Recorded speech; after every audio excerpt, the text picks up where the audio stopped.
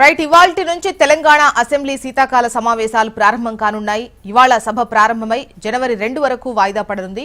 మొత్తం 5 రోజుల పాటు శీతాకాల సమావేశాలు నిర్వహించాలని ప్రభుత్వం భావిస్తుండగా బీఏసీ సమావేశంలో దీనిపై నిర్ణయం జరగనుంది. అన్ని విభాగాలకు సంబంధించిన ప్రోగ్రెస్ ఆర్థిక నివేదికలను సిద్ధం చేయాలని సీఎస్ ఇప్పటికే అన్ని శాఖల ఉన్నతాధికారులను ఆదేశించారు. దీంతో పాటు 10 ఏళ్లలో బీఆర్ఎస్ ప్రభుత్వం చేసిన ముఖ్యమైన పనులు, అప్పులు, పెండింగ్ కు సంబంధించిన ప్రాజెక్టులకు సంబంధించిన పూర్తి వివరాలను సిద్ధం చేసుకోవాలని సూచించారు.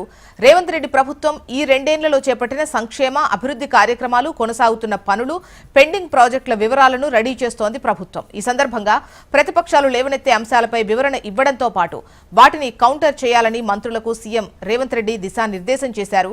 ఇక ఈ అసెంబ్లీ సమావేశాల్లో 7 బిల్లులను ప్రవేశపెట్టనుంది తెలంగాణ సర్కార్. జీహెచ్ఎంసీ, మున్సిపాలిటీలకు సంబంధించిన ఆర్డినెన్స్ సవరణలను ఆమోదించనుంది. ఇక ఈసారి అసెంబ్లీ సమావేశాల్లో ప్రధానంగా కృష్ణా నదీ జలాలు, పాలమూరు రంగారెడ్డి ఎత్తిపోతల పథకంపై వాడివేడి చర్చ జరగనుంది. ఇప్పటికే మాజీ సీఎం కేసీఆర్ ఈ అంశంపై ప్రభుత్వంకు సంబంధించి తీవ్ర స్థాయిలో విమర్శలు గుప్పించిన విషయం మనకు తెలిసిందే.